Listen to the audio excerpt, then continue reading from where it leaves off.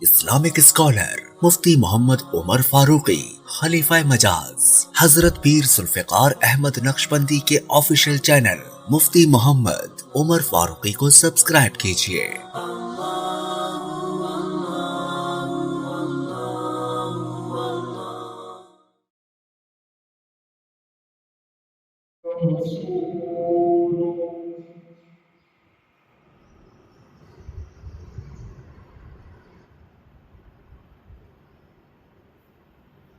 أما بعد فقد قال الله تبارك وتعالى في كلامه المجيد والفرقان الحميد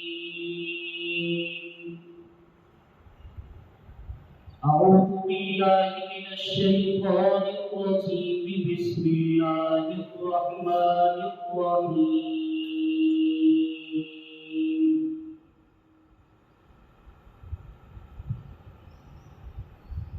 إذ قال لأبيه وقومه ما هذه التماثيل التي أنتم لها عاكفون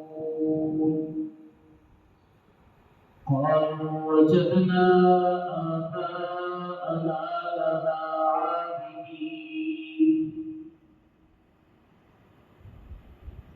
قال لقد كنتم أنتم وآباؤكم في ضلال مبين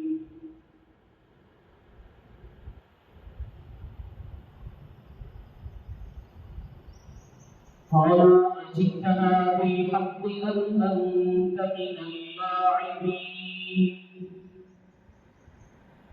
قال بل ربكم رب السماوات والأرض الذي فطرهن وأنا على ذلك من الشاهدين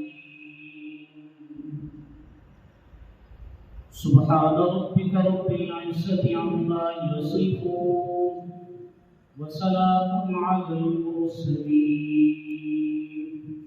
والحمد لله رب العالمين۔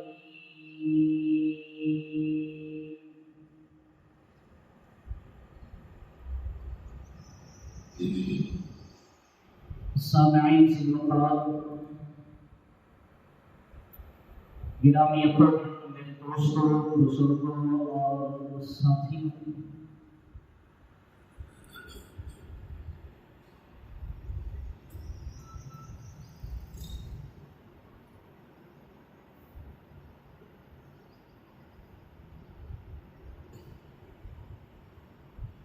گزشتہ سے پیوستہ جمعہ سے موحد اعظم معمار کعبہ بت شکن جناب سیدنا ابراہیم علیہ السلام کے فضائل و مناقب، آپ کا کردار، آپ کے اوصاف، آپ کی زندگی میں آنے والے امتحانات کا ذکر خیر ہو رہا تھا۔ آج کی نشست بھی اسی عنوان کا تسلسل ہے۔ دعا ہے کہ اللہ جل وعلا مجھے حق سچ کہنے کی توفیق عطا فرمائے اور پھر ہم سب کو ملت ابراہیمی پر چلنے کی توفیق عطا فرمائے۔ سامعین ذی وقار، میں اپنی بات کا آغاز وہاں سے کروں گا جہاں پر گزشتہ جمعہ میں نے اپنی بات کا اختتام کیا۔ بلا تمہید وہاں سے اپنی گفتگو کا آغاز کروں گا۔ ابراہیم علیہ السلام نے جس وقت اپنی قوم اور اپنے والد کے سامنے حق کا اظہار کر دیا، اپنی قوم اور اپنے والد پر ان کی غلطی کو واضح کر دیا، ابراہیم علیہ السلام نے فرمایا ما هذه التماثيل التي انتم لها عاكفون، یہ مورتیاں کیا ہیں جن کے سامنے تم سر جھکائے بیٹھے ہو؟ قالوا وجدنا آباءنا لها عابدين، جواب ملتا ہے کہ ہم نے اپنے آباء و اجداد کو دیکھا ان کی عبادت کرتے ہوئے، اس لیے ہم ان کی عبادت کرتے ہیں۔ ابراہیم علیہ السلام نے اپنی قوم کی گمراہی ان پر واضح کر دی۔ قال لقد انتم وآباؤکم فی ضلال مبین، فرمایا کہ بلا شبہ تم بھی اور تمہارے آباء و اجداد بھی واضح اور کھلی گمراہی کے اندر ہے۔ اب قوم کے لوگوں نے کہا اجیتنا بالحق ام انت من اللاعبین، اے ابراہیم کیا آپ ہمارے پاس حق بات لے کر آئے ہیں یا یوں ہی دل لگی کر رہے ہیں؟ کیا آپ کے پاس اپنے رب کی ربوبیت پر دلائل موجود ہے؟ ابراہیم علیہ السلام نے فرمایا کہ جی ہاں، میرے پاس میرے رب کی ربوبیت پر بہت ساری دلیلیں موجود ہیں۔ میرا رب وہ ہے جو زمین و زمان کا رب ہے، میرا رب وہ ہے جو کون و مکان کا رب ہے، میرا رب وہ ہے جو عرش و سما کا رب ہے، میرا رب وہ ہے جو شمس و قمر کا رب ہے، میرا رب وہ ہے جو شجر و حجر کا رب ہے، میرا رب وہ ہے جو بر و بحر کا رب ہے، میرا رب وہ ہے جو خشک و تر کا رب ہے، میرا رب وہ ہے جس نے جمادات نباتات حیوانات پیدا کیے، میرا رب وہ ہے جس نے چاند سورج ستارے سیارے پیدا کیے، میرا رب وہ ہے جس نے ستاروں کو جگمگاہٹ، چاند کو چمک اور سورج کو روشنی عطا کی ہے، میرا رب وہ ہے جو تمہارے بناوٹی خداؤں جیسا نہیں ہے، اور اس کے علاوہ میرے پاس اپنے رب کی ربوبیت پر دو ایسی دلیلیں موجود ہیں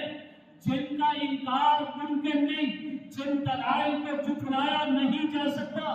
ہاں، تمہارے بناوٹی خدا زمین کے اوپر ایک عمارت بغیر سہارے کے نہیں بنا سکتے، پانی کے اوپر دری نہیں بچھا سکتے، جبکہ میرا رب وہ ہے بل ربکم رب السماوات والارض الذی فطرہم، جو کون و مکان کا مالک، جو زمین و زمان کا مالک، جو عرش و سما کا مالک، جو آسمانوں کا پیدا کرنے والا، جو زمینوں کا پیدا کرنے والا، جس نے بغیر نقشے کے آسمان کو پیدا کیا، جس نے بغیر نقشے کے زمینوں کو پیدا کیا۔ میرا رب وہ ہے جس نے پانی پر زمین بچھا دی، میرا رب وہ ہے جس نے بغیر سہارے کے آسمان کھڑا کر دیا۔ میرے پاس اپنے رب کی ربوبیت پر زمین و آسمان دو دلیلیں ایسی ہیں جن کو تم جھٹلا نہیں سکتے۔ تمہاری بناوٹی خدا میرے معبود کا مقابلہ نہیں کر سکتے۔ تمہارے پاس تو کچھ ہے نہیں، تمہارے معبودان باطلہ نہ کھا سکتے ہیں، نہ پی سکتے ہیں، نہ چل سکتے ہیں، نہ بیٹھ سکتے ہیں، نہ اٹھ سکتے ہیں۔ جو اٹھنے بٹھانے کے اندر، رکھنے رکھانے کے اندر دوسروں کے محتاج ہے، جو کسی کی سنتے نہیں، جو بول نہیں سکتے، گفتگو نہیں کر سکتے، جو اپنی حفاظت نہیں کر سکتے، وہ تمہارے رب کیسے ہو سکتے ہیں؟ زمین و آسمان تو کیا ایک مکھی کا پر بھی نہیں بنا سکتے۔ میرا رب وہ ہے جس نے زمین کو پیدا کیا، جس نے آسمان کو پیدا کیا۔ وَأَنَا عَلَىٰ ذَلِكُم مِّنَ الشَّاهِدِينَ، ابراہیم علیہ السلام نے فرمایا میں اپنے رب کی ربوبیت پر گواہ بن کے آیا ہوں، میں اپنے اللہ کی الوہیت اور وحدانیت پر گواہ بن کے آیا ہوں۔ قربان جاؤں ابراہیم علیہ السلام پر آج دنیا کے اندر مقدمہ دائر ہوتا ہے، اس مقدمے کو ثابت کرنے کے لیے گواہی نمبردار دیتا ہے، مقدمے کو ثابت کرنے کے لیے گواہی علاقے کا سربراہ دیتا ہے، گواہی علاقے کا سردار دیتا ہے، گواہی خان ملک اور نواب دیتا ہے، گواہی مقامی ایم این اے اور ایم پی اے دیتا ہے، گواہی مقامی S H O D S P S P level کا آفیسر دیتا ہے، مقدمہ عدالت میں دائر ہوتا ہے، اس کو ثابت کرنے کے لیے گواہی ایڈوکیٹ جنرل دیتا ہے۔ قربان جاؤں جس وقت مقدمہ رب کی ربوبیت کا تھا، مقدمہ اللہ کی وحدانیت اور توحید کا تھا، اللہ نے ابراہیم خلیل کو اپنا گواہ بنا کر بھیج دیا۔ مقدمہ بھی اعلیٰ ہے، گواہ بھی اعلیٰ ہے، مقدمہ بھی اعلیٰ، گواہ بھی اعلیٰ۔ مقدمہ رب کی ربوبیت کا ہے، مقدمہ اللہ کی الوہیت اور وحدانیت کا ہے، اور گواہ جناب ابراہیم خلیل بن کے تشریف لائے۔ اب ابراہیم علیہ السلام نے جس وقت قوم کے سامنے حق بات کا اظہار کر دیا اور ابراہیم علیہ السلام پر واضح ہو گیا میری قوم شرک فوبیا کے اندر مبتلا ہے، سلطنت کے وزراء اور مشیران شرک فوبیا کے اندر مبتلا ہیں، ضد ہٹ درمی علاج کے اوپر کھڑے ہیں، میری بات سننے کے لیے تیار نہیں، ایک قدم پیچھے ہٹانے کے لیے تیار نہیں۔ ابراہیم علیہ السلام نے ان کے معبودان باطلہ کے خلاف اعلان جنگ کر دیا۔ وَتَاللَّهِ لَأَكِيدَنَّ أَصْنَامَكُمْ بَعْدَ أَن تُوَلُّوا مُدْبِرِينَ، فرمایا خدا کی قسم اٹھا کر کہتا ہوں تمہاری عدم موجودگی میں تمہارے معبودان باطلہ کے خلاف خفیہ چال چلوں گا۔ اب ہوا یہ ابراہیم علیہ السلام کی قوم کا مذہبی میلہ پیش آ گیا، اور مذہبی میلوں پھیروں کی تاریخ بہت پرانی ہے، نمرودیوں سے چلی آ رہی ہے اور آج تک جاری ہے۔ جس وقت قوم کے افراد، عمائدین علاقہ، سلطنت کے وزراء اور مشیران، وقت کا بادشاہ مذہبی میلے میں مشغول ہو گیا، شراب و کباب میں مشغول ہو گیا، جانے سے پہلے ابراہیم علیہ السلام کے پاس قوم کے لوگ آئے، ابراہیم علیہ السلام آپ بھی ہمارے ساتھ چلیے۔ فنظر نظرة في النجوم فقال إني سقيم، ابراہیم علیہ السلام نے ستاروں میں نظر ڈالی، جواب دیا انی سقیم، میں بیمار ہوں۔ قوم نے سمجھا ابراہیم علیہ السلام ظاہری بیماری کے اندر مبتلا ہے، ابراہیم علیہ السلام جسمانی بیماری کے اندر مبتلا ہے، ابراہیم علیہ السلام کسی ستارے کے آسرے بد میں مبتلا ہے۔ جبکہ ابراہیم علیہ السلام انی سقیم کہہ کر اس گھٹن کی طرف اشارہ فرما رہے تھے، اس قرآن کی طرف اشارہ فرما رہے تھے، اس احساس کی طرف اشارہ فرما رہے تھے، اس خوف کی طرف اشارہ فرما رہے تھے جو ابراہیم علیہ السلام کے دل میں مچل رہا تھا۔ ابراہیم علیہ السلام اپنی قوم کو جہنم کے راستے پر چلتا ہوا دیکھ کر قرآن کا شکار تھے، گھٹن کا شکار تھے۔ ابراہیم علیہ السلام اپنی قوم کو جنت کے راستے پر لانا چاہتے تھے، اس لیے ابراہیم علیہ السلام نے فرمایا انی سقیم، میں بیمار ہوں۔ فراغ الی آلہتہم فقال الا تأکلون، ابراہیم علیہ السلام نے سوچا اب وہ وقت آن پہنچا ہے کہ میں نظام عمل کی تکمیل کروں اور مشاہدہ کی صورت میں اپنی قوم اور جمہور پر واضح کر دوں کہ تمہارے دیوتاؤں کی کوئی حقیقت نہیں، تمہارے دیوتا دھوکہ اور فرار ہے، یہ اپنی حفاظت نہیں کر سکتے، یہ رب کیسے ہو سکتے ہیں۔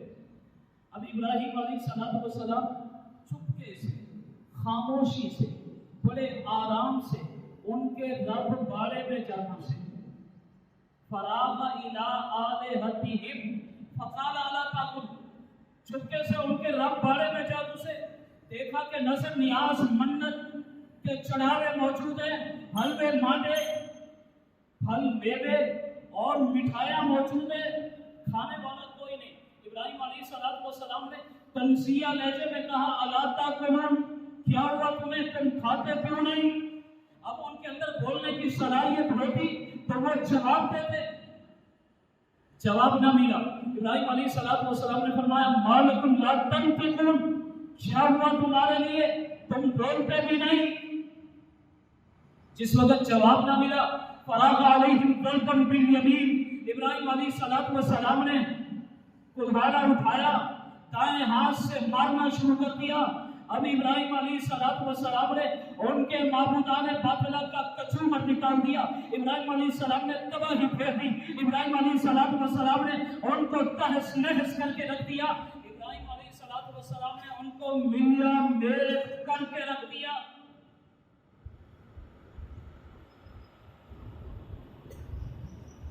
قرآن منظر یوں بیان کرتا ہے فَجَعَلَهُمْ جُثَاثًا، ابراہیم علیہ السلام نے ان کے معبودان باطلہ کے ٹکڑے ٹکڑے ٹکڑے ٹکڑے کر دیے، ابراہیم علیہ السلام نے انہیں کرچی کرچی کرچی کر دیا۔ اب منظر اس طرح سے تھا کہ کسی نٹ کی آنکھیں نہیں، کسی کا ناک نہیں، کسی کے کان نہیں، کسی کا گھٹنا نہیں، کسی کا ٹخنا نہیں، کسی کے ہاتھ نہیں، کسی کے پاؤں نہیں، کسی کے بازو نہیں، کسی کی ٹانگیں نہیں، ہاں کسی کا سر نہیں، کسی کا پیٹ نہیں۔ فجعلہم جثاثا، ابراہیم علیہ السلام نے ٹکڑے ٹکڑے کر دیے۔ اب میں یہاں پر ایک جملہ بولنے لگا، یاد رکھیے آج بھی جن کا رب ٹکڑوں میں بٹ جائے وہ نمرودیوں کا رب ہو سکتا ہے، ابراہیمیوں کا رب نہیں ہو سکتا۔ آج بھی جن کا رب ٹکڑوں میں بٹ جائے، کچھ لوگ آج بھی ہیں جو کہتے ہیں کہ میرا رب چاند کے اندر، میرا رب ستاروں میں، میرا رب سورج کی روشنی میں۔ کچھ لوگ ہیں جو کہتے ہیں کہ ہمارا رب جمادات میں ہے، نباتات میں ہے، حیوانات میں ہے۔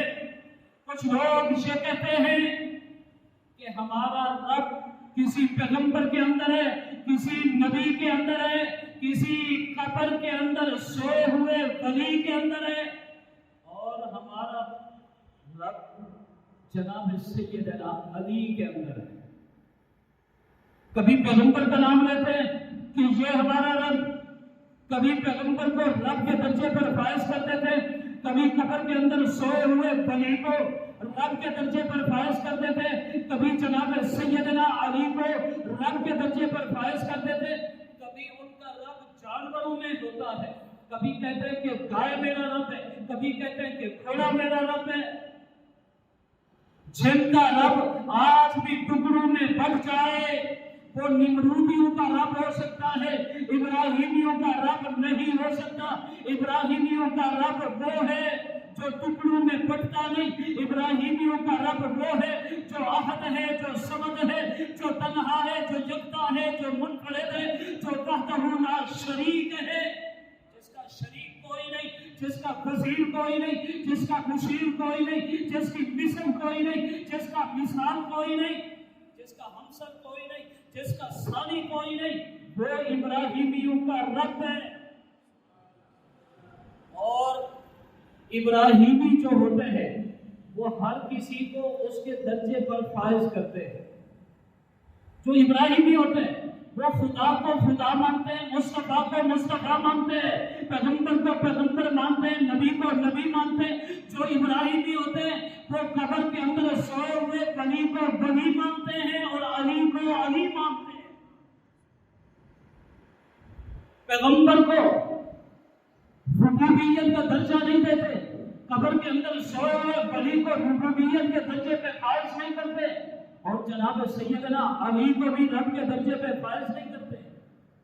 ہر کسی کو اپنا درجہ دیتے ہیں۔ فجعلہم جثاثا، ابراہیم علیہ السلام نے ٹکڑے ٹکڑے کر دیے۔ اب ابراہیم علیہ السلام نے کڑھاڑا اٹھایا، اللہ کبیر اللہ ہے، بڑے کو چھوڑ دیا، کڑھاڑا بھی اسی کے کندھے پہ رکھ دیا، لعلہم الیہ یرجعون، تاکہ واپس پلٹے اپنے عقیدے کے مطابق اسی سے پوچھ کر سکے۔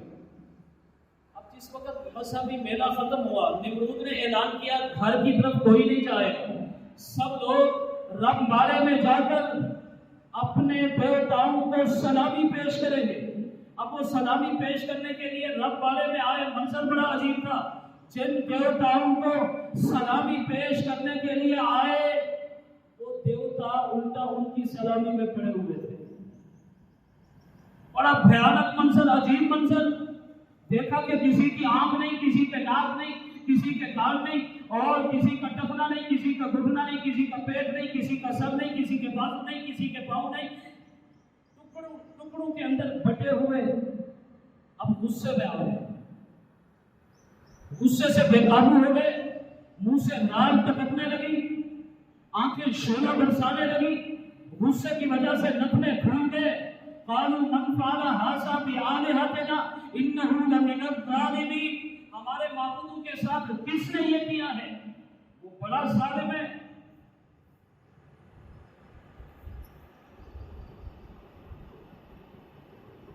غصے میں سچائی کچھ نہیں دے رہا۔ جس وقت غصہ ٹھنڈا ہوا کچھ لوگ آگے بڑھے، انہوں نے کہا کہ اگر ہم جان ہی امان پائیں تو ہم بتاتے ہیں ایک شخص ہے جو ہمارے معبودان ہیں باقیدہ کے ساتھ ایسا کر سکتا ہے، اس لیے کہ وہ ہی باطل سمجھتا ہے۔ وہی برائی کے ساتھ ان کا تذکرہ کرتا ہے، جسے ابراہیم کہا جاتا ہے، قالوا سمعنا فتى يذكرهم يقال له ابراہیم۔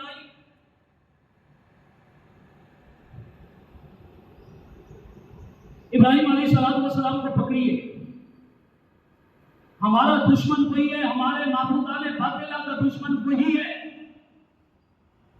جو ہمارے معبودوں کو باطل سمجھتا ہے، ہاں ہم اسی کو پکڑیے۔ اب نمرود کی دربار لگی ہوئی ہے، کھلی کچہری لگی ہوئی ہے، وارنٹ گرفتاری جناب ابراہیم علیہ السلام کے جاری ہوتے، قالوا فاتوا به علی اعین الناس لعلهم یشهدون، کہ سب کے سامنے ابراہیم علیہ السلام کو گرفتار کر کے لے آؤ تاکہ دنیا کو پتہ تو چلے کہ ہمارا دشمن کون ہے، ہمارے دیوتاؤں کا حشر کرنے والا کون ہے۔ اب ابراہیم علیہ السلام کو پکڑ کر لایا جاتا ہے، اب سب کے سامنے ابراہیم علیہ السلام کھڑے ہیں، اب سوال ہوتے ہیں، پوچھ ہوتی ہے۔ ابراہیم علیہ السلام سے پوچھا گیا، انت فعلت ھذا بآلہتنا یا ابراہیم، اے ابراہیم کیا ہمارے معبودوں کے ساتھ آپ نے ایسا کیا ہے؟ اب ابراہیم علیہ السلام کا بڑا سخت امتحان تھا، ابراہیم علیہ السلام کا بڑا مشکل امتحان تھا۔ اگر ابراہیم علیہ السلام جواب میں کہتے میں نے کیا ہے تو غصے میں تھے، جان سے مارتے تھے۔ اگر ابراہیم علیہ السلام فرماتے میں نے نہیں کیا تو یہ جھوٹ ہوتا، ابراہیم علیہ السلام کی نبوت چلی جاتی۔ بڑا سخت امتحان تھا، بڑا امتحان تھا، اور ایسا امتحان تاریخ عالم میں صرف دو شخصیتوں کا ہوا ہے، ایک شخصیت جناب ابراہیم خلیل کی ہے اور دوسری شخصیت جناب ابی بکر صدیق کی۔ آپ کہیں گے کہ وہ کیسے؟ جناب سیدنا صدیق اکبر رضی اللہ تعالیٰ عنہ پیغمبر کے ساتھ چل رہے ہیں، جناب صدیق اکبر کو پیغمبر کی رفاقت ملتی ہے، پیغمبر کا قرب ملتا ہے، پیغمبر کا پڑوس ملتا ہے، پیغمبر کی صحبت ملتی ہے، پیغمبر کا یارانہ ملتا ہے، پیغمبر کا ساتھ ملتا ہے، پیغمبر کا سفر ہجرت میں قرب ملتا ہے، پیغمبر کے ساتھ چلے جا رہے ہیں۔ اب دشمنان اسلام نے پیغمبر اسلام صلی اللہ علیہ وسلم کا تعاقب کر رکھا ہے، کرائے کے جاسوس سونے تھے، کرائے کے جاسوسوں نے جس وقت صدیق اکبر کو پکڑا، پوچھا من ھذا، کون ہے یہ؟ سوال ہوتا ہے من ھذا، کون ہے یہ؟ اگر جناب سیدنا صدیق اکبر بتاتے یہ میرے محبوب پیغمبر محمد رسول اللہ صلی اللہ علیہ وسلم ہے تو پیغمبر کی جان کو خطرہ ہے، اور جناب سیدنا صدیق اکبر نے جو پروردگار کے ساتھ وعدہ کیا تھا اس وعدے سے انحراف ہے، اس لیے کہ اللہ نے محبوب پیغمبر صلی اللہ علیہ وسلم کی رفاقت جناب سیدنا صدیق اکبر کو ایک شرط پر عطا فرمائی تھی کہ صدیق میں اپنا محبوب تیرے حوالے کرنے لگا ہوں، لیکن میرے محبوب پر آنچ نہ پڑنے پائے، میرے محبوب کو دکھ نہ اٹھانا پڑے۔ اگر پیغمبر اسلام صلی اللہ علیہ وسلم کو دکھ ملتا ہے، تکلیف پہنچتی ہے، تو پھر اللہ سے کیے ہوئے وعدے سے انحراف ہوتا ہے، اور اگر کہتے ہیں کہ مجھے علم نہیں تو پھر صدیق کی صداقت خطرے میں پڑتی ہے۔ اب جناب سیدنا صدیق اکبر نے بڑا عجیب جواب دیا، فرمایا ھذا رجل یہدینی، یہ وہ مرد ہے جو مجھے راستہ دکھلاتا ہے۔ انہوں نے سمجھا کہ اچھا یہ آپ کو راستہ دکھلانے والا ہے، آپ کا رہبر ہے۔ جناب سیدنا صدیق اکبر فرمانے لگے کہ جی ہاں یہ مجھے راستہ دکھلانے والا ہے، یہ میرا رہبر ہے، رہنمائے، پیشوائے، مقتدائے، یہ وہ عظیم شخص ہے جو مجھے جنت کا راستہ دکھانے والا ہے، یہ وہ عظیم شخص ہے جو مجھے فلاح کا راستہ دکھانے والا ہے، صلاح کا راستہ دکھانے والا ہے، نجات کا راستہ دکھانے والا ہے، جو عزت کا راستہ دکھانے والا ہے، جو عصمت کا راستہ دکھانے والا ہے، جو رفعت کا راستہ دکھانے والا ہے، جو بلندی کا راستہ دکھانے والا ہے، جو شان اور شوکت کا راستہ دکھانے والا ہے، یہی وہ عظیم شخص ہے جو مجھے کامیابی کا راستہ دکھانے والا ہے، اور یہی وہ عظیم پیغمبر ہے جو مجھے خدا سے ملانے والا ہے۔ یہی وہ عظیم پیغمبر ہے جو مجھے خدا سے ملانے والا ہے، میری رہنمائی کرنے والا ہے۔ یہی وہ عظیم پیغمبر ہے جس کی اقتداء میں میں چل رہا ہوں، جس کی پیروی میں میں چل رہا ہوں، جس کی اقتداء میں میں چل رہا ہوں، یہ وہ عظیم پیغمبر ہے جس کے قدموں پہ میں چل رہا ہوں؟ جاسوس چھوڑ کر چلے گئے، جواب بھی ایسا تھا۔ اب ابراہیم علیہ السلام سے بھی ایسا ہی سوال ہوا، آپ نے کیا ہے؟ اگر کہتے ہیں کہ ہاں میں نے کیا ہے تو جان جاتی ہے، کہتے ہیں نہیں کیا تو نبوت جاتی ہے۔ ابھی ابراہیم علیہ السلام نے ایسا جواب دیا، کفر کے اوثان خطا ہو گئے، سانسوں کے جال اکھڑ گئے اور کفر کا غرور ملیا میٹ ہو گیا۔ ابراہیم علیہ السلام نے فرمایا مجھ سے کیا پوچھتے ہو؟ بل فعلہ کبیرہم ھذا فاسألوہم ان کانوا ینطقون۔ اپنے اس بڑے سے پوچھو اگر یہ بولتے ہیں، اپنے بڑے سے پوچھو۔ دنیا کا اصول اور ضابطہ یہ کہ جس کے پاس آلہ قتل برآمد ہے وہ قاتل ہوتا ہے، کلہاڑا اسی کے پاس ہے، پوچھو اس سے اگر یہ بولتے ہیں۔ فرجعوا الی انفسہم، اب وہ اپنے دل کی طرف متوجہ ہو گئے۔ فقالوا انکم انتم الظالمون، دل ہی دل میں کہنے لگے ظالم ابراہیم نہیں ہے، ظالم بدبختو تم خود ہو۔ ثم نکسوا علی رؤوسہم، شرم کے مارے گردنیں جھک گئی، جھکی گردنوں کے ساتھ کہنے لگے لقد علمت ما ہؤلاء ینطقون۔ ابراہیم آپ خود بھی جانتے ہیں یہ بولتے نہیں، یہ بولتے نہیں۔ اب ابراہیم علیہ السلام نے فرمایا اگر یہ نہیں بولتے تو پھر تمہیں میرا چیلنج ہے، میں تمہیں چیلنج دینے لگا ہوں اور میرا مقابلہ کرو، یا تو آج اپنے بیٹاؤں کو بلواؤ، اگر یہ نہیں بولتے تو میرے ساتھ آؤ، میرے ساتھ آؤ۔ لبیک کہنا تمہارا کام ہوگا، جواب دینا میرے مولا کا کام ہوگا۔ یا تو انہیں بلواؤ، اگر یہ نہیں بولتے تو پھر میرے ساتھ آؤ، میں اپنے رب سے بلواتا ہوں۔ لبیک کہنا تمہارا کام، جواب دینا میرے مولا کا کام۔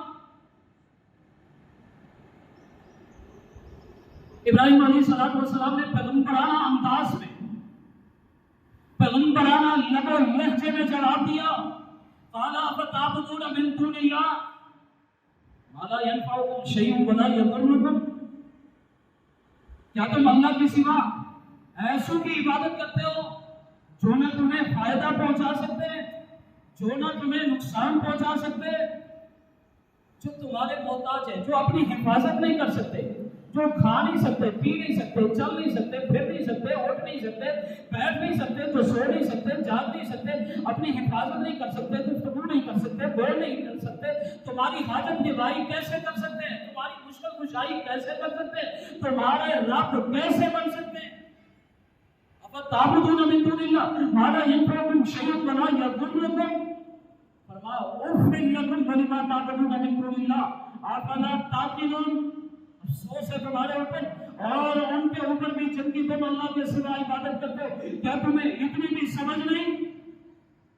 جو اپنی حفاظت نہیں کر سکتے وہ تمہارے خدا کیسے، وہ تمہارے معبود کیسے، وہ تمہارے الہ کیسے، وہ تمہارے رب کیسے؟ اف لکم، افسوس ہے تمہارے اوپر، کیا تمہاری عقل ماری گئی ہے؟ اتنی بھی سوچ بوجھ نہیں؟ اف لکم اگر ہم اپنی زبان میں ترجمہ کریں تو مانا ہوگا تھک کے تمہارے ہوتے، شرم نہیں آتی۔ کیا مانا ہوگا؟ تھک کے تمہارے ہوتے۔ لکم ولما تعبدون من دون اللہ افلا تعقلون۔ اب یاد رکھیے جس وقت دشمنان اسلام دلائل کے میدان میں جنگ ہار جاتے ہیں تو پھر گالی اور گولی کا راستہ اختیار کرتے ہیں۔ اب دلائل کے میدان میں جنگ ہار گئے، جواب نہ بن پڑا تو قوم کے لوگ کہنے لگے حرقوہ وانصروا آلہتکم، جلا ڈالو ابراہیم کو، مار ڈالو ابراہیم کو، وانصروا آلہتکم، اپنے معبودوں کی مدد کرو۔ یہ بڑا عجیب جملہ ہے، وانصروا آلہتکم، یہاں پر الٹی گنگا بہ رہی ہے۔ رب تو وہ ہوتا ہے جو اپنے بندوں کی مدد کرتا ہے، یہاں پر بندے اپنے رب کی مدد کر رہے ہیں۔ وانصروا آلہتکم ان کنتم فاعلین، اگر تم کر سکتے ہو۔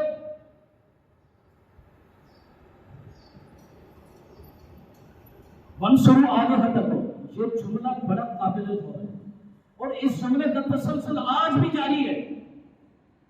آج بھی ہمارے ماحول، معاشرے اور سوسائٹی میں لوگوں نے پیر فقیر بنا رکھے ہیں، اپنے بابے بنا رکھے ہیں. کہیں پر پتر دینے والا ٹپو ہے تو کہیں پر روٹی دینے والا ٹپو لگا کھڑا ہے. کوئی کہتا ہے کہ مجھے عہدے اپنے پیر سے ملتے ہیں، منصب اپنے پیر سے ملتا ہے، روزی اپنے پیر سے ملتی ہے، پتر مجھے اپنے پیر سے ملتا ہے، اولاد مجھے اپنے پیر فقیر سے ملتی ہے. یاد رکھو جس وقت یہی پیر فقیر زندہ ہوتے ہیں، یہ ہمارے محتاج ہے، ہماری خدمت کے محتاج ہے، ہمارے پیسوں کے محتاج ہے، ہمارے نذرانے کے محتاج ہے. جس وقت یہی پیر زندہ ہوتے ہیں، اگر یہ بیمار ہو جائیں تو کہا جاتا ہے فَانْصُرُوا آلِهَتَكُمْ، اپنے معبودوں کی مدد کرو، ان کا علاج کراؤ. اگر انہیں گرمی لگے تو کہتے ہیں کہ ایئر کنڈیشن لگا کے دو، اگر انہیں سردی لگے تو کہتے ہیں کہ ہیٹر جلا کے دو، اگر انہیں بھوک لگے تو کہتے ہیں کہ کھانا بنا کے دو، اگر انہیں پیاس لگے تو مشروبات بنا کر دو. قدم قدم پر ہمارے محتاج ہے. اور جس وقت یہ مر جاتے ہیں اپنے کپڑے خود نہیں اتار سکتے، کپڑے اتارے جاتے ہیں، خود سے نہا نہیں سکتے، نہلایا جاتا ہے، کفن پہن نہیں سکتے، پہنایا جاتا ہے، جنازے کی جگہ پر جا نہیں سکتے، کندھوں پہ اٹھا کے لے جایا جاتا ہے، اور قبر کی پاتال میں خود سے اتر کر سو نہیں سکتے، بازوؤں میں اٹھا کر سلایا جاتا ہے. لیکن جس وقت مٹی برابر ہو جاتی ہے، قبہ تعمیر ہو جاتا ہے، اب یہی معبود بن جاتے ہیں، یہی رب بن جاتے ہیں، ہاں یہی دینے والے بن جاتے ہیں. اُفٍّ لَكُمْ، افسوس ہے تمہارے اوپر، افلا تعقلون، کیا تمہیں اتنی بھی سمجھ نہیں؟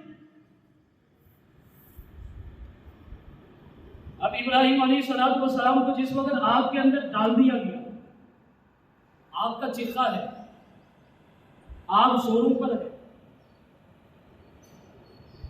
قوم کے ہر فرد نے اس آگ میں حصہ ڈالا.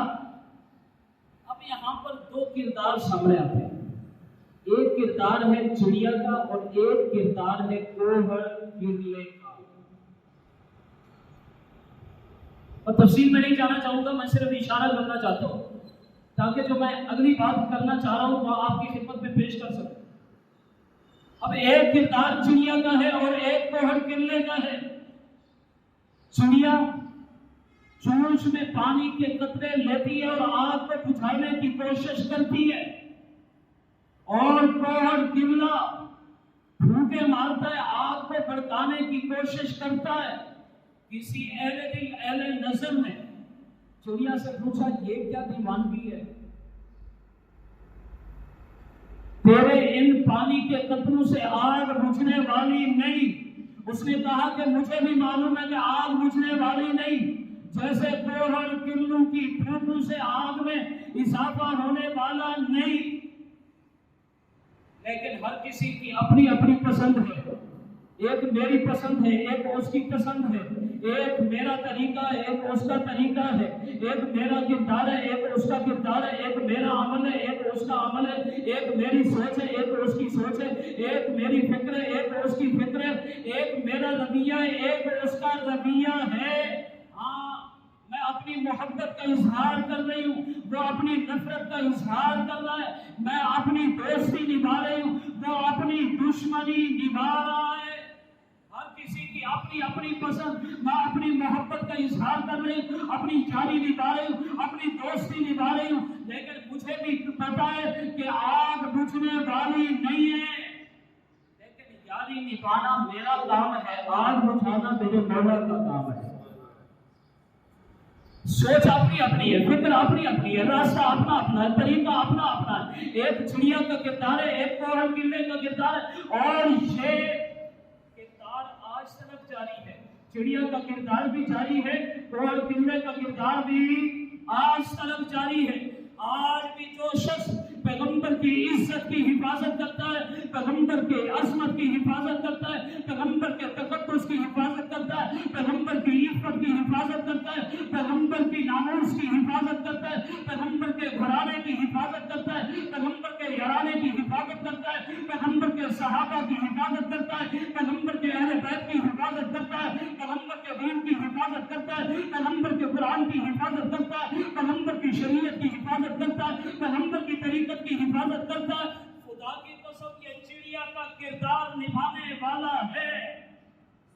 اور آج کے دور میں جو میرے پیغمبر کا گستاخ ہے، آج کے دور میں میرے پیغمبر کی عزت کا گستاخ، میرے پیغمبر کی عصمت کا گستاخ، میرے پیغمبر کے جرانے کا گستاخ، میرے پیغمبر کے گھرانے کا گستاخ، جو آج کے دور میں پیغمبر کے صحابہ کا گستاخ، ابو بکر عمر عثمان و علی کا گستاخ، جو اماں عائشہ صدیقہ کا گستاخ، جو ازواج مطہرات کا گستاخ، جو بنات پیغمبر کا گستاخ، جو آج کے دور میں اہل بیت پیغمبر کا گستاخ، جو آج کے دور میں پیغمبر کے گستاخوں سے چکھیاں ڈالتا ہے، جو آج کے دور میں صحابہ کے گستاخوں کو سینے سے لگاتا ہے، جو آج کے دور میں امیر معاویہ اور امی عائشہ صدیقہ کے دشمنوں کو اپنے ممبر اور مصلے پہ ٹھہراتا ہے، جو آج کے دور میں ان سے پگڑیاں بنواتا ہے، ان کے ماتھے پہ چومیاں دیتا ہے، آج کے دور میں وہ کوہر گرنے کا کردار ادا کرنے والا ہے۔ کردار دونوں کے موجود ہے، چڑیا کا کردار بھی موجود ہے، کوہر گرنے کا کردار بھی موجود ہے، چڑیا کے کردار کو نبھانے والے بھی موجود، کوہر گرنے کے کردار کو نبھانے والے بھی موجود، پیغمبر کی عزت پہ مر مٹنے والے بھی موجود، صحابہ کے لیے قربان ہو جانے والے بھی موجود، اور صحابہ کے گستاخ بھی بدبخت موجود، اہل بیت کے دشمن بھی موجود، اور پیغمبر کی عزت اور ناموس کے بدترین مخالف موجود، کردار دونوں موجود ہیں۔ یاد رکھو، جو چڑیا کا کردار نبھانے والا وہ قیامت تک اللہ کی رحمت کا مستحق بن چکا ہے، اور جو کوہر گرنے کا کردار نبھانے والا قیامت تک اللہ کی نفرت اور لعنت کا مستحق بن چکا ہے۔ کردار دونوں ہیں۔ اب جس کے جی میں آئے وہ چڑیا کے کردار کو اپنائے، جس کے جی میں آئے وہ کوہر گرنے کے کردار کو نبھائے۔ ابراہیم علیہ السلام آپ کے چہرے کے اندر ہے، دشمن خوشیاں منا رہے ہیں، نمرود بھی خوش ہے، شیطان بھی خوش ہے، قوم کے افراد بھی خوش ہے، عید جیسا جشن ہے، قوم خوشیاں منا رہی ہے، نمرود خوشیاں منا رہا ہے کہ میرا دشمن ہمیشہ کے لیے نیست و نابود ہونے والا ہے، شیطان خوش ہے، توحید کا خلخلہ بلند کرنے والی آواز ہمیشہ کے لیے خاموش ہونے والی، لیکن آسمانوں پر کوہرام ہے، فرشتے اضطراب کی کیفیت میں ہیں۔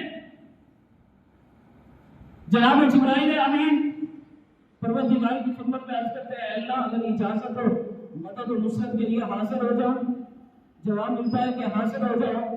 جناب جبرائیل امین حاضر ہوتے ہیں، عرض کیا اے ابراہیم اگر اجازت ہو تو میں اپنا پر مار کر اس آگ کو تہس نہس کر سکتا ہوں۔ جناب اسرافیل تشریف لاتے، عرض کیا اے ابراہیم اگر اجازت ہو تو میں سورہ اسرافیل پھونک کر اس آگ کو درہم برہم کر سکتا ہوں۔ جناب میکائیل تشریف لاتے، عرض کیا اے ابراہیم اگر اجازت ہو تو میں پانی برسا کر اس آگ کو سیلاب کی نظر کر سکتا ہوں۔ جناب اسرائیل تشریف لاتے، عرض کیا کہ اے ابراہیم اگر اجازت ہو تو میں ان کی گردنیں دبوچ کر ان کے ارادے مٹی میں ملا سکتا ہوں۔ جناب ابراہیم علیہ السلام نے سوال کیا خود آئے ہو یا کسی سے اجازت لے کر آئے ہو؟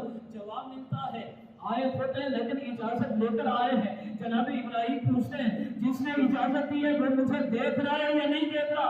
فرمایا کہ وہ ذات آپ کو دیکھ رہی ہے۔ اب ابراہیم علیہ السلام نے فرمایا جبرائیل آپ کی بھی ضرورت نہیں، میکائیل آپ کی بھی ضرورت نہیں، اسرافیل آپ کی بھی ضرورت نہیں، اسرائیل آپ کی بھی ضرورت نہیں۔ جبرائیل میرے راستے سے ہٹ جائیے، میکائیل میرے راستے سے ہٹ جائیے، اسرافیل میرے راستے سے ہٹ جائیے، اسرائیل میرے راستے سے ہٹ جائیے۔ یہ عشق و محبت کا امتحان ہے، یہ عشق و مستی کا سفر ہے۔ آپ درمیان سے ہٹ جاؤ، آج خلیل جانے یا پھر اس کا رب ضرور جانے، آپ درمیان سے ہٹ جاؤ۔ مجھے تمہاری مدد و نصرت کی ضرورت نہیں، مجھے اس مولا کے مدد کی ضرورت ہے۔ پھر اس مولا نے مدد کر کے دکھایا، قلنا یا نار کونی بردا وسلاما علی ابراہیم۔ براہ راست آپ کو حکم ملتا ہے، آپ کو پیدا کرنے والا آپ کو حکم دے رہا ہے اے آگ ٹھنڈی اور سلامتی والی ہو جا، ٹمپریچر نارمل ہو، نہ زیادہ ٹھنڈا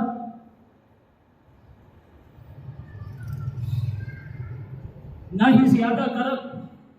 بردا وسلاما علی ابراہیم، ایک چاہت اللہ کی بھی اور ایک چاہت ابراہیم علیہ السلام کے دشمنوں کی بھی. ابراہیم علیہ السلام کی دشمنوں کی تدبیریں الٹ گئی، اللہ کی تقدیر غالب آ گئی. واللہ غالب علی امرہ وارادوا به کیدا فجعلناهم الاخسرین. اور یاد رکھو من کان للہ کان اللہ لہ، جو اللہ کا بن جاتا ہے اللہ اسی کا بن جاتا ہے. ابراہیم علیہ السلام اللہ کے بن گئے، اللہ ابراہیم کے بن گئے. اب میں آخر کے رکو قربانی کے مسائل کے حوالے سے بھی چند ایک معلومات پیش کر کے اپنی بات کو سمیٹ رہا ہوں. اسی ہفتے کے دورانیے میں قربانی کا اہم فریضہ پیش آنے والا ہے. اللہ تبارک و تعالیٰ نے انسان کے اوپر کچھ عبادتیں مقرر فرمائی ہیں. کچھ عبادات ہماری جان سے وابستہ ہے، کچھ ہمارے مال سے وابستہ ہے.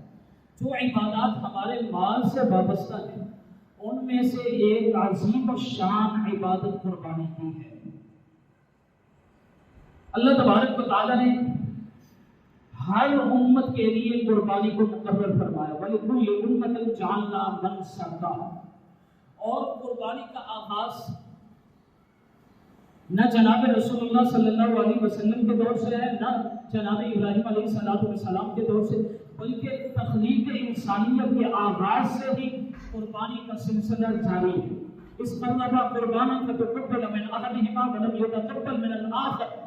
آدم علیہ السلام کے دو بیٹے حابیل اور قابیل نے قربانی پیش کی، ایک کی قربانی قبول ہوئی اور دوسرے کی رد ہوئی. آگے اللہ فرماتے ہیں انما یتقبل اللہ من المتقین. اس سے معلوم ہوتا ہے قربانی کا قبول کرنا اللہ کا کام ہے اور اللہ اہل تقویٰ کی قربانی قبول فرماتا ہے.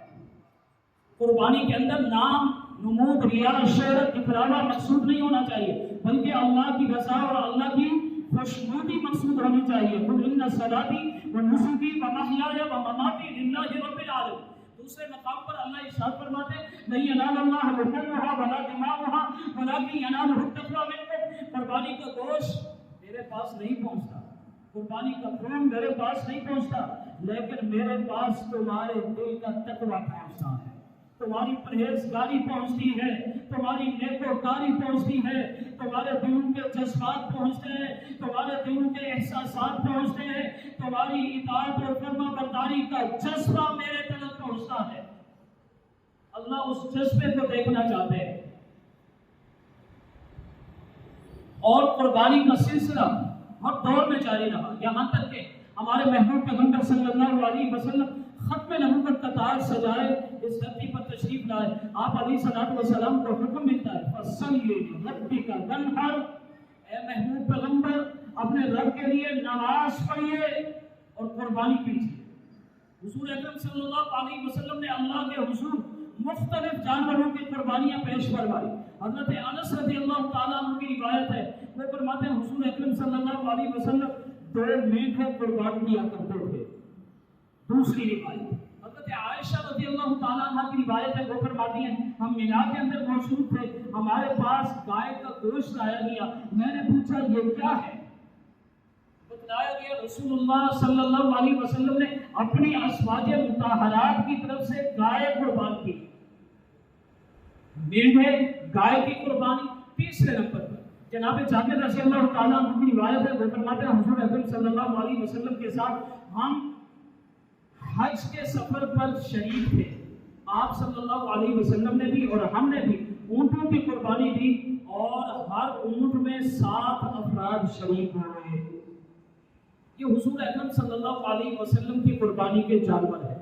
اور ایک اور بات بتلانے لگا، صحابہ کرام کے معاشرے میں حضور اکرم صلی اللہ علیہ وسلم کے معاشرے میں مدینہ کی زندگی میں صحابہ کرام قربانی کے جانوروں کی پرورش کیا کرتے تھے، انہیں خوب حلوا بنایا کرتے تھے، موٹا تازہ بنایا کرتے تھے، ان کی خدمت کیا کرتے تھے. حضرت امامہ بن سعد رضی اللہ تعالیٰ عنہ کی روایت ہے، وہ فرماتے ہیں مدینہ منورہ میں ہم اور دیگر مسلمان قربانی کے جانوروں کی پرورش کر کے انہیں خوب حلوا بنایا کرتے تھے.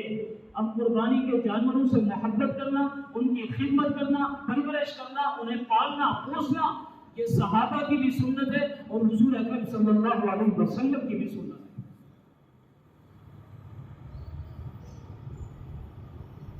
دو طرح کی قربانی افضل ہے۔ حضرت ابو امامہ رضی اللہ تعالیٰ عنہ فرماتے ہیں کہ مینڈھی کی قربانی افضل ہے۔ دوسرے نمبر پہ ابو مسعود انصاری فرماتے ہیں کہ اللہ تبارک و تعالیٰ کے ہاں موٹی، تازی، بلند قامت، عمدہ قسم کی قربانی محبوب ہے، چاہے جانور جون سا بھی ہو۔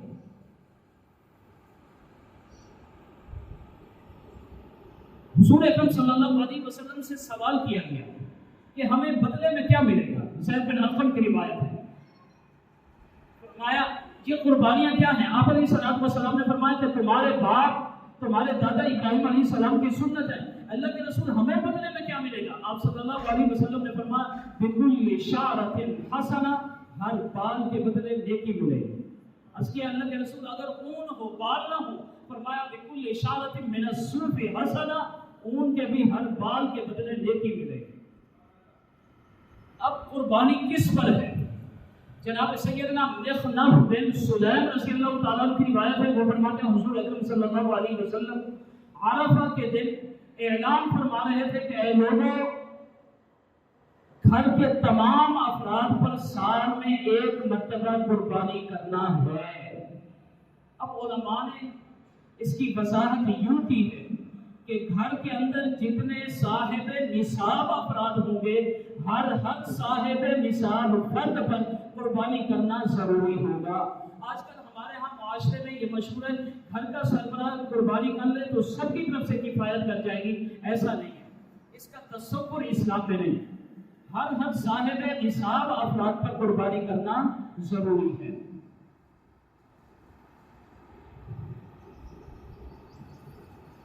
بھینس کی قربانی کا کیا حکم ہے؟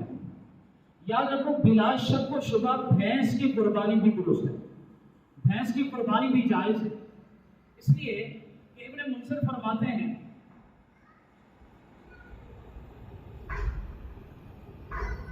کہ بھینس کے گائے کی جگہ پر الجاموس بمنزلۃ البقر، اور جناب حسن بصری رحمۃ اللہ علیہ مصنف ابن ابی شیبہ میں بھی یہی فرماتے ہیں الجاموس بمنزلۃ البقر۔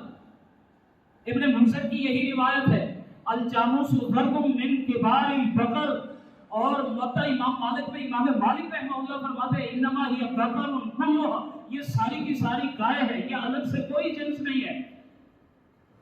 جناب سفیان ثوری رحمۃ اللہ علیہ مصنف عبد الرزاق میں فرماتے ہیں تحسب الجواميس مع البقر، بھینسوں کو گائے کے ساتھ ہی شمار کیا جائے گا۔ لیکن یاد رکھیے کہ جہاں پر ہندوانہ تہذیب کے اثرات کی وجہ سے گائے کی قربانی کرنا معیوب ہے، لوگ گائے کی قربانی نہ کرتے ہوں، گائے کے گوشت سے نفرت کرتے ہوں، تو پھر ایسے ماحول میں گائے کی قربانی کرنا افضل ہوگا۔ جس ماحول میں گائے کی قربانی سے نفرت کی جا رہی ہے، شہری علاقوں میں تو گائے کی قربانی ہوتی ہے، لیکن ہمارے یہاں دیہی علاقوں میں گائے کی قربانی نہیں ہوتی، اور اس کو اچھا بھی نہیں سمجھا جاتا۔ اگر کوئی شخص دعوت دے کہ ہمارے ساتھ گائے کی قربانی میں شریک ہو جائے تو اس کی طرف لوگ توجہ نہیں دیتے۔ تو یاد رکھو یہ ہمارا رویہ دین اسلام کے خلاف ہے۔ گائے کی قربانی کرنا اس صورت میں پھر افضل ہو جاتی ہے۔ اور قربانی کے جانور متعین ہے، ہر حلال جانور کی بھی قربانی نہیں ہو سکتی۔ کوئی کہے کہ میں ہرن کی قربانی دے دوں، میں کسی اور حلال چیز کی قربانی دے دوں، ایسا نہیں۔ جانور متعین ہے، اونٹ ہے، اونٹنی ہے، گائے ہے، بیل ہے، بھینس ہے، بھینسا ہے، بکرا ہے، بکری ہے، بھیڑ ہے، دمبا ہے، اور ہر ایک کی عمر بھی متعین ہے۔ اونٹ ہو تو 5 سال کا ہونا ضروری ہے، بھینس بھینسا گائے بیل ہو تو 2 سال کا ہونا ضروری ہے، اور بھیڑ بکرا بکری ہو تو 1 سال کا ہونا ضروری ہے۔ اگر دمبا 6 ماہ کا ہے اور سال بھر کا لگتا ہے تو وہ بھی قربانی میں کفایت کر جائے گا۔ اور قربانی کے وقت میں بھی فرق ہے، جو دیہی علاقوں سے تعلق رکھنے والے ہیں وہ صبح صادق کے بعد اپنی قربانی ذبح کر سکتے ہیں، قربانی ہو جائے گی۔ اور جو شہری علاقے سے تعلق رکھتے ہیں، جب تک شہر میں کسی ایک جگہ پر نماز عید ادا نہیں ہوگی اس وقت تک قربانی کرنا درست نہیں ہوگا، یہ فرق بھی ہے۔ اور کچھ چیزیں ایسی ہیں جن کی وجہ سے قربانی کا جانور ذبح کرنا درست نہیں ہے، قربانی درست نہیں ہوتی۔ ان میں بات چند قسم ایسے ہیں۔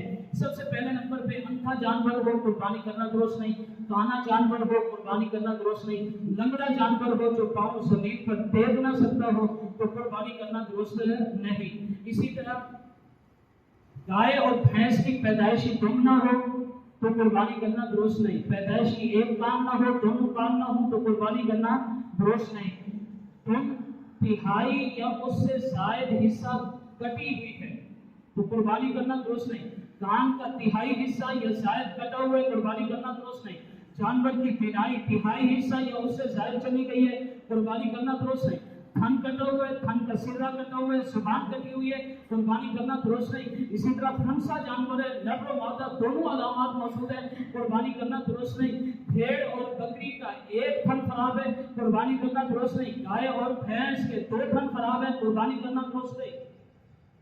ہاں لنگڑا جانور ہے، پاؤں زمین پر ٹیکتا ہے قربانی جائز ہے، 5 جانور ہے قربانی جائز ہے، حاملہ جانور ہے قربانی جائز ہے، خصی جانور ہے قربانی کرنا جائز ہے، سینگ اوپر سے کٹے ہوئے قربانی کرنا جائز ہے، یا خوبصورتی کے لیے سینگوں کو ریز کر دیا گیا ہے، خود سے ایسا کر دیا گیا ہے تو قربانی کرنا جائز ہے۔ اگر جڑ سے سینگ اکھڑے ہوئے ہوں گے تو پھر قربانی کرنا جائز نہیں ہے۔ اسی طرح بھیڑ اور بکری کی پیدائشی دم نہ ہو تو اس کی قربانی کرنا درست ہے۔ اب قربانی ہے کس پر؟ یاد رکھو جس پر زکوٰۃ ہے اس پر قربانی کا فریضہ بھی ہے، لیکن زکوٰۃ کے نصاب میں 4 چیزیں ہیں اور قربانی کے نصاب میں ایک 5ویں چیز بھی ایڈ ہوتی ہے۔ زکوٰۃ کے نصاب میں 4 چیزیں ہیں، سونا چاندی مال تجارت اور نقدی۔ قربانی کے نصاب میں 5ویں چیز ہے کہ زائد از ضرورت اتنی اشیاء ہوں جن کی مالیت 52.5 تولہ چاندی کو پہنچتی ہے۔ اب ضرورت سے مراد کون سی چیز ہے؟ وہ چیزیں جن کا تعلق ہماری عزت سے، ہماری آبرو سے، ہمارا لباس ہماری ضرورت میں، ہمارا کھانا پینا ہماری ضرورت میں، ہمارا گھر ہماری ضرورت میں، ہماری سواری ہماری ضرورت میں، وہ آلات جن کے ذریعے ہم کماتے ہیں وہ ہماری ضرورت میں۔ اس کے علاوہ جو چیزیں وہ زائدہ ضرورت ہے، ایک سے زائد مکان ہے وہ زائدہ ضرورت ہے، کرائے پر دے رکھا ہے وہ زائدہ ضرورت ہے، ایک سے زائد دکانیں ہیں وہ زائدہ ضرورت ہے، ایک سے زائد پلاٹ ہے وہ زائدہ ضرورت ہے، بہت سارے گھر میں جانور ہیں وہ زائدہ ضرورت ہے۔ اسی طرح ہمارے گھروں میں مہنگا قسم کا فرنیچر ہوتا ہے، عمدہ قسم کے قالین ہوتے ہیں، پردے ہوتے ہیں، ٹیلی ویژن ہوتا ہے، LCDs ہوتی ہیں، کیمراز ہوتے ہیں، اسمارٹ فون ہوتے ہیں، مہنگے موبائل ہوتے ہیں، تو یہ ساری چیزیں زائد ضرورت ہے۔ اب اگر یہ 52.5 تولہ چاندی کی قیمت پہ پہنچ گئی تو قربانی کرنا ضروری ہوگا۔ ہماری جیب میں تو 1.5 لاکھ کا موبائل ہو اور ہم کہیں کہ ہمارے پاس تو کچھ ہے نہیں، ہمارے اوپر کب قربانی واجب ہوگی؟ تو یہ جائز نہیں ہے، قربانی کرنا ضروری ہوگا۔ یہ زائدہ ضرورت چیزیں جو ہمارے پاس موجود ہیں، یہ سامان تعیش میں شمار ہوتا ہے، ضرورت میں شمار نہیں ہوتا۔ حرام آمدنی سے بھی قربانی درست نہیں ہوتی۔ ایک شخص کے پاس سود کا پیسہ قربانی درست نہیں، جھوٹے کا پیسہ قربانی درست نہیں، انشورنس کا پیسہ قربانی درست نہیں۔ اگر کسی سودی ادارے میں ملازمت کرتا ہے وہاں سے تنخواہ ملتی ہے قربانی کرنا درست نہیں۔ اگر ایسا شخص اجتماعی قربانی میں شریک ہو گیا تو کسی کی بھی قربانی درست نہیں ہوگی، سب کی ملیا میٹ ہو جائے گی۔ اور جس وقت جانور قربان کر لیں تو گوشت کی تقسیم 3 حصوں میں کر لینا مستحب ہے، ایک حصہ اپنے لیے، ایک عزیز و اقارب کے لیے اور ایک برکہ فقراء اور مساکین کے لیے۔ جانور کے اندر کچھ اجزاء ایسے ہیں جو حرام ہیں، ان کو استعمال میں نہیں لینا چاہیے۔ بہنے والا خون یہ حرام ہے، نر و مادہ پیشاب کی جگہ یہ حرام ہے، مثانہ پیشاب کی تیڑی یہ حرام ہے، پخانے کی جگہ یہ حرام ہے، کپڑے خصیتیں یہ حرام ہے۔ یاد رکھو یہ جو کٹا کٹ کے نام سے کپڑوں کی ڈشیں بنتی ہیں یہ حرام ہے۔ اور غدود سخت گوشت یہ حرام ہے، پتا یہ حرام ہے۔ حرام مغز یہ ایک سفید ڈوری ہوتی ہے جو کمر کی ہڈی سے لے کر گردن تک دراز ہوتی ہے، یہ بھی حرام ہے۔ بقیہ جتنی اجزاء ہیں وہ حلال ہیں۔ اب قربانی کی کھال ہے، اس کا مصرف یہی مدارس دینیہ ہے۔ آپ خود اہتمام کیجئے، قربانی کا دن قربانی مانگتا ہے، خود مدارس دینیہ میں پہنچائیے۔ اور ایک معرکۃ الآراء اہم مسئلہ پایوں کا بھی ہے کہ پایوں کی تقسیم کیسی ہونی چاہیے۔ یاد رکھو پایوں کی اصل تقسیم تو یہ ہے کہ آپ ٹکڑے ٹکڑے کرو، 7 حصوں میں بانٹ دو، وزن کر کے بانٹ دو۔ لیکن سننے میں ایسا آتا ہے کہ ایسا کرنے سے یہ ناقابل استعمال ہو جاتے ہیں۔ اگر بولی لگانا ناگزیر ہو جائے، بولی لگانا پڑے تو قیمت اپنے پاس رکھنا یہ جائز نہیں ہے، صدقہ کر دینا ضروری ہے۔ جس وقت آپ کسی پائے کو فروخت کر دیں گے تو اس کی قیمت کا بھی صدقہ کرنا ضروری ہے، تو قیمت بھی مدارس دینیہ میں صدقہ کر دی جائے۔ ایک اہم مسئلہ تکبیرات تشریق کے حوالے سے، آنے والے بدھ سے لے کر صبح کی نماز کے بعد سے 13 ذی الحجہ اتوار کے دن عصر کی نماز تک تکبیرات تشریق مرد و عورت پر ایک مرتبہ بلند آواز سے کہنا واجب ہے۔ چاہے اکیلے نماز پڑھے تب بھی واجب ہے، چاہے جماعت کے ساتھ نماز پڑھے تب بھی واجب ہے، اور اگر بھول جائے تو توبہ استغفار کرنا ضروری ہے۔ تکبیرات تشریق یہ ہیں: اللہ اکبر، اللہ اکبر، لا الہ الا اللہ، اللہ اکبر، اللہ اکبر وللہ الحمد۔ اللہ عمل کی توفیق نصیب فرمائے۔ وآخر دعوانا الحمدللہ رب الحمدللہ رب الحمدللہ رب الحمدللہ رب الحمدللہ رب الحمدللہ رب الحمد